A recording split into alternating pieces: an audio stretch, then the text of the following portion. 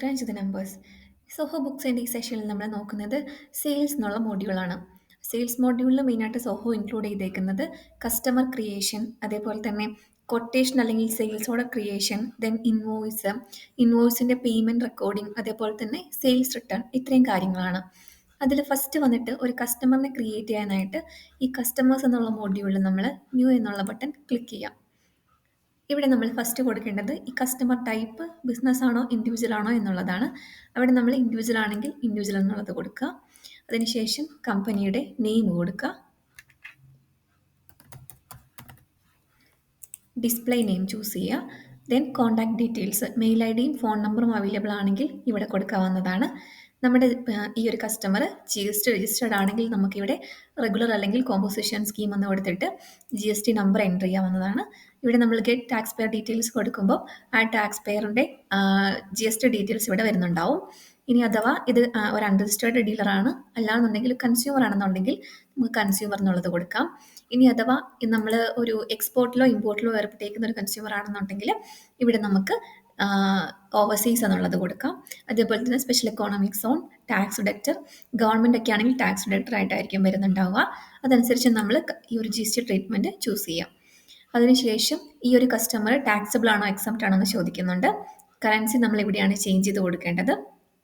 നമ്മൾ foreign currency ഡോളറിലാണ് കസ്റ്റമറിന് നമ്മൾ ഇൻവോയ്സ് ക്രിയേറ്റ് ചെയ്യുന്നതെങ്കിൽ നമ്മൾ ഇവിടെ കറൻസി ഡോളർ ആക്കി കൊടുത്താൽ മാത്രമേ ആ ഇൻവോയ്സ് ഡോളറിൽ ക്രിയേറ്റ് ആയി വരത്തുള്ളൂ. അതിനുശേഷം അവർക്ക് ഓപ്പണിംഗ് ബാലൻസ് ഉണ്ടെങ്കിൽ നമുക്കിവിടെ കൊടുക്കാവുന്നതാണ്. പിന്നെ അഡ്രസ് പോർഷനാണ്. അഡ്രസ്സ് നമ്മളിവിടെ സെലക്ട് ചെയ്ത് കൊടുക്കുക. നമ്മൾ ഈ ഇൻവോയ്സ് ഒക്കെ ചെയ്യുന്ന ഒരു കമ്പനി ആണെന്നുണ്ടെങ്കിൽ അഡ്രസ്സ് ഫില്ല് ചെയ്യുന്നത് മാൻഡേറ്ററി പ്രൊവിഷനാണ്. അഡ്രസ്സ് എന്ന് പറയുമ്പം ഈ അഡ്രസ്സിൻ്റെ സ്ട്രീറ്റ് 1, സ്ട്രീറ്റ് 2, അതേപോലെ തന്നെ സിറ്റി, നമ്മുടെ സ്റ്റേറ്റ്, പിൻകോഡ്, ഈ കാര്യങ്ങളെല്ലാം നമ്മൾ മാൻഡേറ്ററി ആയിട്ട് ഫില്ല് ചെയ്യേണ്ടതായിട്ടുണ്ട്. ഇതെല്ലാം ഫില്ല് ചെയ്തതിന് ശേഷം നമ്മൾ സേവ് ചെയ്യുന്നു. ഇതാണ് നമ്മൾ കസ്റ്റമറിന് ക്രിയേറ്റ് ചെയ്ത ഒരു ഓവർവ്യൂ പേജ് എന്ന് പറയുന്നത്. ആ കസ്റ്റമറിന് റിലേറ്റ് ചെയ്യുന്ന എല്ലാ ട്രാൻസാക്ഷനും ഈ ട്രാൻസാക്ഷൻ എന്നുള്ള മോഡ്യൂൾ ലിസ്റ്റ് ചെയ്ത് വരുന്നുണ്ടാവും. അതേപോലെ തന്നെ നമുക്ക് സ്റ്റേറ്റ്മെൻറ്റ് കാണുന്നത് ഈ ഒരു സ്ഥലത്താണ്. ഇവിടെ നമുക്ക് കസ്റ്റമൈസ് ചെയ്ത് കൊടുക്കാം. അതേപോലെ തന്നെ പീരീഡ്, ദെൻ നമ്മൾ ബ്രാഞ്ച് വൈസ് നമുക്കിവിടെ സ്റ്റേറ്റ്മെൻറ്റ് അവൈലബിൾ ആയിരിക്കും. അടുത്തതായിട്ട് ഈ ഒരു കസ്റ്റമറിന് നമ്മളൊരു കൊട്ടേഷൻ ആണ് ക്രിയേറ്റ് ചെയ്യുന്നതെങ്കിൽ നമ്മൾക്ക് ഇവിടുന്ന് തന്നെ ന്യൂ ട്രാൻസാക്ഷൻ വഴി കൊട്ടേഷൻ ക്രിയേറ്റ് ചെയ്യാനുള്ള ഓപ്ഷൻ ഉണ്ട്. അതേപോലെ തന്നെ നമുക്ക് ഈ കോഡ്സ് എന്നുള്ള മൊഡ്യൂളിൽ പോയിട്ട് ന്യൂ കൊടുത്തിട്ടുണ്ടെങ്കിൽ ഇവിടെ നിന്നും കൊട്ടേഷൻ ക്രിയേറ്റ് ആയിട്ട് വരും. ഇവിടെ കസ്റ്റമർ നെയിം എന്നുള്ളത് നമ്മൾ ഓൾറെഡി ക്രിയേറ്റ് ചെയ്ത കസ്റ്റമർ നമുക്കുണ്ടെങ്കിൽ ഈ ഡ്രോപ്പ് ഡൗണിൽ നമുക്ക് അവരെ സെർച്ച് ചെയ്ത് ചൂസ് ചെയ്യാനായിട്ട് പറ്റും. ഇനി അതല്ല, ഇവിടുന്ന് തന്നെ നമുക്കൊരു പുതിയ കസ്റ്റമറിനെ ക്രിയേറ്റ് ചെയ്യാനുള്ള പ്രൊവിഷനും സോഹോ തരുന്നുണ്ട്. അടുത്തതായിട്ട് പ്ലേസ് ഓഫ് സപ്ലൈ ഒക്കെ ഓട്ടോമാറ്റിക് ആയിട്ട് നമ്മൾ കൊടുക്കുന്ന അഡ്രസ്സിന് ബേസ് ചെയ്ത് വരും. നമ്മൾ നെക്സ്റ്റ് ചൂസ് ചെയ്യേണ്ടത് നമ്മുടെ ബ്രാഞ്ചാണ്. ഏത് ബ്രാഞ്ചിലാണ് നമ്മൾ ഈ സെയിൽ ചെയ്യുന്നത് ആ ബ്രാഞ്ച് ഇവിടെ ചൂസ് ചെയ്ത് കൊടുക്കുക. അതിനുശേഷം കൊട്ടേഷൻ നമ്പർ, അതേപോലെ തന്നെ കൊട്ടേഷൻ ഡേറ്റും വരുന്നുണ്ടാവും. ഡേറ്റ് നമുക്ക് വേണമെങ്കിൽ മാറ്റി കൊടുക്കാവുന്നതാണ്. കൊട്ടേഷൻ നമ്മളൊരു എക്സ്പയറി ഡേറ്റ് കൊടുക്കുന്നുണ്ടെങ്കിൽ ആ എക്സ്പയറി ഡേറ്റ് നമുക്കിവിടെ ചൂസ് ചെയ്ത് കൊടുക്കാം. അതേപോലെ തന്നെ നമ്മൾ സെയിൽസ് പേഴ്സണെ ടാഗ് ചെയ്യണമെന്നുണ്ടെങ്കിൽ നമ്മളിവിടെ ടാഗ് ചെയ്താൽ മതി. ഈ മാനേജ് സെയിൽസ് പേഴ്സണിൽ പോയിട്ട് ഒരു ന്യൂ സെയിൽസ് പേഴ്സണെ നമ്മൾ ആഡ് ചെയ്ത് കൊടുക്കുകയാണ് ചെയ്യുന്നത്. അവരുടെ നെയിമും അവരുടെ മെയിൽ ID യും കൊടുത്തിട്ട് സേവ് ആൻഡ് സെലക്ട് കൊടുക്കുകയാണെങ്കിൽ ആ സെയിൽസ് പേഴ്സൺ ഇവിടെ ഡ്രോപ്പ് ഡൗണിലേക്ക് വരുന്നു. പിന്നെ നമ്മൾ നെക്സ്റ്റ് സെയിൽസ് ഓർഡർ ക്രിയേറ്റ് ചെയ്യുമ്പോൾ അവരെ ജസ്റ്റ് സെലക്ട് ചെയ്താൽ മാത്രം മതിയാവും. അതിനുശേഷം നമ്മൾ സെല് ചെയ്യുന്ന ആ ഐറ്റം ഇവിടെ സെലക്ട് ചെയ്യുന്നു. അതിൻ്റെ റേറ്റ് നമ്മൾ ഐറ്റം മാസ്റ്ററിൽ കൊടുത്തിട്ടുണ്ടെങ്കിൽ അത് ഇവിടേക്ക് വരും.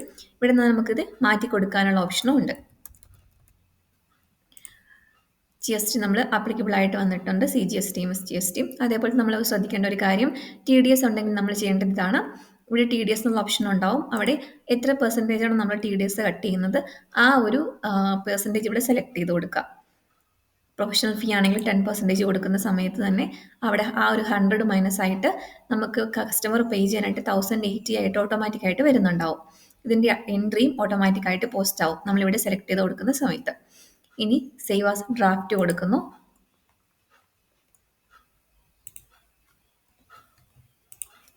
ദെൻ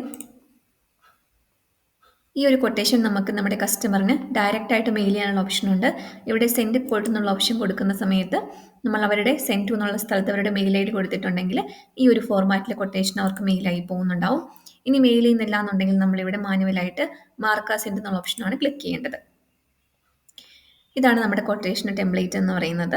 സോഹോ ബുക്സിൽ ഇനിയും ടെംപ്ലേറ്റ്സ് ഉണ്ട്. നമുക്ക് ടെംപ്ലേറ്റിൽ വേറെ സെഷനിൽ കാണാം. ടെംപ്ലേറ്റ് നമുക്ക് കസ്റ്റമൈസ് ചെയ്യാനും അതേപോലെ തന്നെ വേറെ ടെംപ്ലേറ്റ് ചൂസ് ചെയ്യാനുള്ള ഓപ്ഷൻ സോഹോ ബുക്സ് പ്രൊവൈഡ് ചെയ്യുന്നുണ്ട്. ഇങ്ങനെയാണ് നമ്മളൊരു കൊട്ടേഷൻ ക്രിയേറ്റ് ചെയ്യുന്നത്. അടുത്തതായിട്ട് നമ്മൾ ക്രിയേറ്റ് ചെയ്ത കൊട്ടേഷൻ നമുക്ക് ഒന്നുകിൽ സെയിൽസ് ഓർഡറിലേക്ക് കൺവേർട്ട് ചെയ്യാം, അല്ലെങ്കിൽ ഇൻവോയ്സിലേക്ക് കൺവേർട്ട് ചെയ്യാനായിട്ടും പറ്റും. അപ്പം നമ്മൾ ഒരു സെയിൽ ഓർഡറിലേക്കാണ് അത് കൺവേർട്ട് ചെയ്യുന്നത്. കൺവേർട്ട് ടു സെയിൽ ഓർഡർ എന്നുള്ളത് കൊടുക്കുന്നു. അതിന് മുന്നേ ഒരു കാര്യം ചെയ്യാണ്ടായിട്ടുണ്ട്. നമ്മളിവിടെ ഈ കൊട്ടേഷൻ നമ്മുടെ കസ്റ്റമർ ആക്സെപ്റ്റ് ചെയ്തോ റിജക്ട് ചെയ്തോ എന്നുള്ള ഇൻഫർമേഷൻ നമ്മൾ ബുക്സിന് പാസ് ചെയ്യേണ്ടതായിട്ടുണ്ട്. നമുക്ക് റിജക്ട് ചെയ്യുകയാണെന്നുണ്ടെങ്കിൽ മാർക്കാസ് ഡിക്ലൈൻ എന്നുള്ളത് കൊടുക്കാം. അതേപോലെ തന്നെ നമ്മുടെ കസ്റ്റമർ അക്സെപ്റ്റ് ചെയ്യുകയാണെങ്കിൽ മാർക്കാസ് അക്സെപ്റ്റഡ് എന്നുള്ളത് കൊടുക്കുക. എന്നാൽ മാത്രമേ ഒരു സെയിൽ ഓർഡറിലേക്കോ അല്ലെങ്കിൽ ഇൻവോയ്സിലേക്കോ ഇത് കൺവേർട്ട് ചെയ്യാനായിട്ട് നമുക്ക് പറ്റുള്ളൂ. ഞാൻ നെക്സ്റ്റ് കൊടുക്കുന്നത് കൺവേർട്ട് ടു സെയിൽ ഓർഡർ എന്നുള്ളത് കൊടുക്കുന്നു. നിങ്ങൾ സെയിൽ ഓർഡർ എന്നുള്ള ഒരു മൊഡ്യൂൾ ഫോളോ ചെയ്യുന്നില്ല എന്നുണ്ടെങ്കിൽ നിങ്ങൾക്ക് നേരിട്ട് കോട്ടിനെ ഇൻവോയ്സിലേക്ക് കൺവേർട്ട് ചെയ്താലും മതിയാവും. ഇപ്പോൾ ഇവിടെ നമുക്ക് സെയിൽ ഓർഡറിൻ്റെ നമ്പറും സെയിൽ ഓർഡറിൻ്റെ ഡേറ്റും അതേപോലെ തന്നെ റെഫറൻസ് ആയിട്ട് കൊട്ടേഷൻ്റെ നമ്പറും വന്നിട്ടുണ്ട്. ഇനി നമ്മൾ സെയിൽസ് പേഴ്സൺ ടാഗ് ചെയ്തിട്ടുണ്ടായിരുന്നെങ്കിൽ അവരുടെ പേരും ഇവിടേക്ക് വരുന്നതിന് നമ്മൾ അവിടെ കൊടുത്തിട്ടുള്ള മാർക്കറ്റിംഗ് സർവീസും അതിൻ്റെ എമൗണ്ട് ഒക്കെ വരുന്നുണ്ട്. ഇതിനുശേഷം നമ്മളിവിടെ സേവ് ആസ് ഡ്രാഫ്റ്റ് എന്നുള്ളത് കൊടുക്കുന്നു. ഇവിടെയും മാർക്കാസ് കൺഫേംഡ് കൊടുക്കുന്നു. അടുത്ത സ്റ്റെപ്പ് എന്ന് പറയുന്നത് നമ്മുടെ കസ്റ്റമർ ഇൻവോയ്സ് ചെയ്യുവാണ്. അപ്പോൾ നമ്മൾ കസ്റ്റമർ ഇൻവോയ്സ് ചെയ്യുമ്പം ഇവിടെ കൺവേർട്ട് ടു ഇൻവോയ്സ് എന്നുള്ള ഓപ്ഷൻ ഉണ്ട്. അതേപോലെ തന്നെ ഇൻസ്റ്റൻറ്റ് ഇൻവോയ്സ് ഉണ്ട്. നമ്മൾ പേയ്മെൻറ്റും ഇതിനോടൊപ്പം തന്നെ റിസീവ് ചെയ്യുന്നുണ്ടെങ്കിൽ നമുക്ക് ഇൻസ്റ്റൻറ്റ് ഇൻവോയ്സ് ക്രിയേറ്റ് ചെയ്യാം. ഇല്ലാന്നുണ്ടെങ്കിൽ നമ്മളിവിടെ കൺവേർട്ട് ടു ഇൻവോയ്സ് എന്നുള്ളത് കൊടുത്താൽ മതി.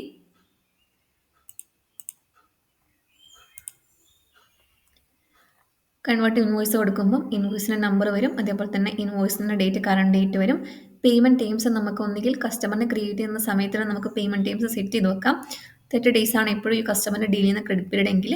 ഇല്ലാന്നുണ്ടെങ്കിൽ നമുക്ക് ഇവിടെ നിന്നും മാനുവലായിട്ട് സെലക്ട് ചെയ്യാനായിട്ട് പറ്റും. അതിനുശേഷം നമ്മൾ എമൗണ്ടിലൊന്നും മാറ്റമില്ല. ഇനി അഥവാ നമ്മൾ ഡിസ്കൗണ്ട് കൊടുക്കുന്നുണ്ടെങ്കിൽ നമുക്കിവിടെ ഡിസ്കൗണ്ട് കൊടുക്കാവുന്നതാണ്. ഇവിടെ റുപ്പീസിലും പെർസെൻറ്റേജിലും കൊടുക്കാം. ഇപ്പോൾ നമ്മൾ ഈ കസ്റ്റമറിന് ഒരു 50 റുപ്പീസ് ഡിസ്കൗണ്ട് കൊടുക്കുന്നുണ്ടെങ്കിൽ 50 എന്ന് കൊടുക്കുന്നു. അതനുസരിച്ച് നമ്മുടെ GSTൻ്റെയും TDSൻ്റെയും കാൽക്കുലേഷൻ ചേഞ്ച് ആവും. നമുക്കിതുപോലെ നമ്മുടെ ഇൻവോയ്സിലെ ടേംസ് ആൻഡ് കണ്ടീഷൻസോ ഇൻക്ലൂഡ് ചെയ്യണമെന്നുണ്ടെങ്കിൽ നമുക്ക് ഇവിടെ കൊടുക്കാം. ഇത് നമ്മുടെ ഫ്യൂച്ചർ ഇൻവോയ്സിലേക്കും ആപ്ലിക്കബിൾ ആവുന്നുണ്ടാവും.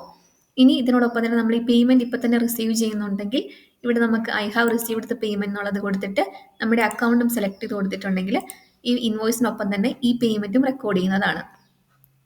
ഇപ്പം ഞാൻ പേയ്മെൻറ്റ് സെപ്പറേറ്റ് ആയിട്ടാണ് റെക്കോർഡ് ചെയ്യുന്നത്. അതുകൊണ്ട് ഇവിടെ സേവ് ആസ് ഡ്രാഫ്റ്റ് എന്നുള്ളത് കൊടുക്കുന്നു. ദെൻ മാർക്ക് ആസ് സെൻഡ് കൊടുക്കുന്നു. ഇനി അടുത്ത സ്റ്റെപ്പിലാണ് നമ്മൾ ഇൻവോയ്സിൻ്റെ പേയ്മെൻറ്റ് റെക്കോർഡ് ചെയ്യുന്നത്. പേയ്മെൻറ്റ് റെക്കോർഡ് ചെയ്യാനായിട്ട് നമുക്ക് 2 ഓപ്ഷൻസ് ഉണ്ട്. ഒന്നുകിൽ ഇൻവോയ്സിൽ തന്നെ വന്നിട്ട് നമുക്കിവിടെ റെക്കോർഡ് പേയ്മെൻറ്റ് എന്നുള്ളത് ക്ലിക്ക് ചെയ്യുമ്പോൾ ഇവിടെ നമുക്ക് ഡേറ്റും ഏത് അക്കൗണ്ടിലേക്കാണോ പേയ്മെൻറ്റ് വന്നത് അതും കൊടുക്കുക. അതേപോലെ തന്നെ പേയ്മെൻറ്റ് മോഡും കൊടുക്കുക. ഇത്രയും കൊടുത്ത് സേവ് ചെയ്യുന്ന സമയത്ത് നമുക്ക് പേയ്മെൻറ്റ് റെക്കോർഡ് ആവും. രണ്ടാമത്തെ ഓപ്ഷൻ എന്ന് പറയുന്നത് പേയ്മെൻറ്റ് റിസീവ്ഡ് എന്നുള്ള മോഡ്യൂളിൽ പോവുക. ഇവിടെ ന്യൂ എന്നുള്ളത് കൊടുക്കുക. ഇവിടെ കസ്റ്റമറുടെ പേര് സെലക്ട് ചെയ്യുന്ന സമയത്ത് നമ്മൾ എത്ര രൂപയാണ് അവിടെ നിന്ന് റിസീവ്ഡ് ആയിട്ടുള്ളത് ആ എമൗണ്ട് ഇവിടെ കാണിക്കും. ഇൻവോയ്സിൻ്റെ സ്പ്ലിറ്റപ്പ് ഇവിടെ ഉണ്ടാവും. അപ്പം നമ്മൾ ഇവിടെ നിന്ന് ഇപ്പോൾ ഒരു 1000 റുപ്പീസ് റിസീവ് ചെയ്യുകയാണെന്നുണ്ടെങ്കിൽ നമ്മളോട് സോഹോ ചോദിക്കും ഇത് അവർ അലോക്കേറ്റ് ചെയ്യട്ടെ എന്ന് ചോദിക്കും. അതായത് എക്സിസ്റ്റിംഗ് ഇൻവോയ്സിലേക്ക് അലോക്കേറ്റ് ചെയ്യട്ടെ എന്ന് ചോദിക്കും. അപ്പോൾ ഫസ്റ്റ് ഇൻ ഫസ്റ്റ് ഔട്ട് എന്നുള്ള ബേസിലായിരിക്കും ഇവർ അലോക്കേറ്റ് ചെയ്യുന്നത്. അപ്പം ഇത് കണ്ടില്ലേ, ഓട്ടോമാറ്റിക്കായിട്ട് ഈ 1000 റുപ്പീസ് ഈ ഇൻവോയ്സിലേക്ക് അലോക്കേറ്റ് ചെയ്തിട്ടുണ്ട്. ഇനി നമ്മൾ കൊടുക്കേണ്ടത് പേയ്മെൻറ്റിൻ്റെ മോഡും അതേപോലെ തന്നെ ഏത് അക്കൗണ്ടിലേക്കാണ് ഡെപ്പോസിറ്റ് വന്നതും കൊടുത്ത് നമ്മൾ സേവ് ചെയ്യുന്നു. അപ്പം ഒരു ഇൻവോയ്സിൻ്റെ പേയ്മെൻറ്റും ഇവിടെ റെക്കോർഡായിട്ടുണ്ട്. അടുത്തത് നമ്മളൊരു ക്രെഡിറ്റ് നോട്ട് ക്രിയേറ്റ് ചെയ്യുന്ന സമയത്ത് നമ്മളൊരു പർട്ടിക്കുലർ ഇൻവോയ്സിന് അഗൻസ്റ്റ് ആണ് ക്രെഡിറ്റ് നോട്ട് ക്രിയേറ്റ് ചെയ്യുന്നതെങ്കിൽ എപ്പോഴും നല്ലത് ആ ഇൻവോയ്സിൽ തന്നെ വന്നിട്ട് ഇവിടെ വന്ന് 3 ഡോട്ട് ക്ലിക്ക് ചെയ്യുമ്പോൾ ക്രിയേറ്റ് ക്രെഡിറ്റ് നോട്ട് എന്നൊരു ഓപ്ഷൻ ഉണ്ടാവും. അത് നമ്മൾ ഓക്കെ കൊടുക്കുക. അപ്പോൾ നമ്മൾ അവർക്ക് സെല് ചെയ്ത സർവീസ് ഇവിടേക്ക് ഓട്ടോമാറ്റിക്കായിട്ട് ഫെച്ച് ചെയ്യും. എത്ര രൂപയ്ക്കാണ് നമ്മൾ സെല് ചെയ്തത് അതും ഇവിടേക്ക് വരുന്നുണ്ടാവും. അതാണ് ഞാൻ പറഞ്ഞത്, അങ്ങനെ ക്രിയേറ്റ് ചെയ്യുന്നുള്ള ബെനിഫിറ്റ് ഇതാണ്. അതിനുശേഷം നമ്മൾ എത്ര രൂപയ്ക്കാണോ ക്രെഡിറ്റ് നോട്ട് ക്രിയേറ്റ് ചെയ്യുന്നത് ആ എമൗണ്ട് ഇവിടെ ചേഞ്ച് ചെയ്ത് കൊടുത്തിട്ട് സേവ് ചെയ്താൽ ഒരു ക്രെഡിറ്റ് നോട്ട് ക്രിയേറ്റ് ആവും. രണ്ടാമത്തെ മെത്തേഡ് എന്ന് പറയുന്നത് ഈ ക്രെഡിറ്റ് നോട്ട്സിൽ തന്നെ വന്നിട്ട് നമ്മൾ ന്യൂ എന്നുള്ളത് കൊടുക്കുന്നു. ഇവിടെ നമ്മൾ കസ്റ്റമറിൻ്റെ പേര് സെലക്ട് ചെയ്യുന്നു. ക്രെഡിറ്റ് നോട്ട് നമ്പർ വരും, ക്രെഡിറ്റ് നോട്ടിൻ്റെ ഡേറ്റ് വരും. അതേപോലെ തന്നെ നമ്മൾ ലൊക്കേഷനും ചൂസ് ചെയ്ത് കൊടുക്കുക. ഇനി നമ്മൾ എന്ത് സർവീസാണ് ഇവർക്ക് ഓൾറെഡി പ്രൊവൈഡ് ചെയ്തത് ആ സർവീസ് കൊടുക്കുന്നു. അതിനുശേഷം എത്ര രൂപയ്ക്കാണോ നമ്മൾ ക്രെഡിറ്റ് നോട്ട് ക്രിയേറ്റ് ചെയ്യുന്നത്. ഇപ്പം നമ്മളൊരു 20 രൂപയ്ക്കാണെന്നുണ്ടെങ്കിൽ 20 എന്ന് കൊടുക്കുക. GST ആപ്ലിക്കബിൾ ആയിട്ട് വരും.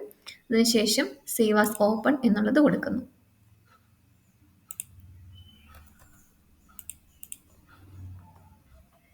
ആ ഒരു കാര്യം ഇൻവോയ്സിൻ്റെ നമ്പർ അല്ലെങ്കിൽ ഇൻവോയ്സിൻ്റെ ടൈപ്പ് സെലക്ട് ചെയ്ത് കൊടുക്കേണ്ടത് മാൻഡേറ്ററി ആണ്.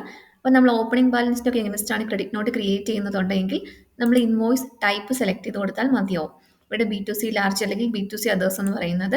ഇനി നമ്മളൊരു ഇൻവോയ്സ് ഉണ്ടെങ്കിൽ അവരുടെ ഇൻവോയ്സ് നമ്പർ സെലക്ട് ചെയ്ത് കൊടുത്താൽ മതിയാവും. അപ്പോൾ ഇവിടെ ഒരു ക്രെഡിറ്റ് നോട്ട് ക്രിയേറ്റ് ആയി.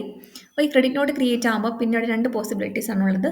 ഒന്നുകിൽ നമുക്കിതിനെ ഒരു ഇൻവോയ്സിലേക്ക് അഡ്ജസ്റ്റ് ചെയ്യാം, അല്ലാന്നുണ്ടെങ്കിൽ നമ്മളിതിന് കസ്റ്റമർക്ക് റീഫണ്ട് കൊടുക്കേണ്ടതായിട്ടുണ്ടാവും.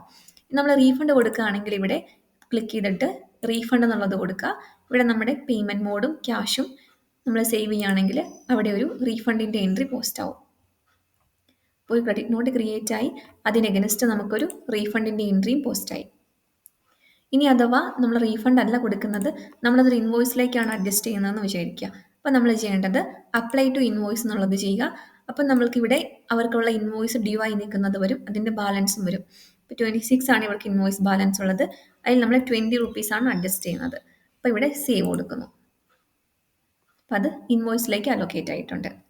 ഇനി നമുക്ക് ഈ കസ്റ്റമറിൻ്റെ സ്റ്റേറ്റ്മെൻറ്റ് ഒന്ന് എടുത്ത് നോക്കാം. ദിസ് മന്ത് എടുക്കുന്ന സമയത്ത് ഇൻവോയ്സ് ഉണ്ട്, അതുപോലെ ഇൻവോയ്സിൻ്റെ പേയ്മെൻ്റ് ഉണ്ട്, TDS പിടിച്ചതുണ്ട്, അതുപോലെ തന്നെ ക്രെഡിറ്റ് നോട്ടും ഉണ്ട്. ഇനി 6 റുപ്പീസ് നമുക്ക് റിസീവബിൾ ആയിട്ട് നിൽക്കുന്നുണ്ട്. ഇനിയായിരിക്കും ഒരു സ്റ്റേറ്റ്മെൻറ്റിൻ്റെ ഫോം എന്ന് പറയുന്നത്. അടുത്തതായിട്ട് സോഹോയിലുള്ള അഡീഷണൽ മോഡ്യൂൾ എന്ന് പറയുന്നതാണ് റിക്കറിങ് ഇൻവോയ്സ് എന്ന് പറയുന്നത്. റിക്കറിങ് ഇൻവോയ്സ് നമ്മൾ ക്രിയേറ്റ് ചെയ്യുന്ന സിറ്റുവേഷൻ എന്ന് പറയുന്നത്, നമ്മളൊരു കസ്റ്റമർക്ക് എവറി മന്ത് അല്ലെങ്കിൽ എവറി വീക്ക് അങ്ങനെ ഒരു റിപ്പീറ്റ് മോഡിൽ നമ്മൾ ഇൻവോയ്സ് കൊടുക്കുന്നുണ്ട്. എമൗണ്ട് ചേഞ്ച് ആവാം അല്ലെങ്കിൽ സിമിലർ ആവാം, പക്ഷേ ഇങ്ങനെ നമ്മൾ ഒരു ഫ്രീക്വൻ്റ് ആയിട്ട് ഒരു കസ്റ്റമറിന് നമ്മൾ ഇൻവോയ്സ് കൊടുക്കുന്നുണ്ടെങ്കിൽ നമ്മൾ ഇതുപോലെ റിക്കറിങ് ഇൻവോയ്സ് ആയിട്ട് അത് ക്രിയേറ്റ് ചെയ്ത് കഴിഞ്ഞിട്ടുണ്ടെങ്കിൽ നമുക്കൊരു ബെനിഫിറ്റ് എന്ന് പറയുന്നത്, നമ്മൾ കൊടുക്കുന്ന ആ ഒരു പീരീഡിൽ ആ ഇൻവോയ്സ് ഡ്രാഫ്റ്റ് ആയിട്ട് ഓട്ടോമാറ്റിക് ആയിട്ട് വരും. അപ്പം നമ്മൾ ജസ്റ്റ് അതൊന്ന് എഡിറ്റ് ചെയ്ത് എന്തെങ്കിലും ചേഞ്ച് ചെയ്യാനുണ്ടെങ്കിൽ ചേഞ്ച് ചെയ്തിട്ട് കസ്റ്റമർക്ക് നമുക്ക് സെൻഡ് ചെയ്യാവുന്നതാണ്.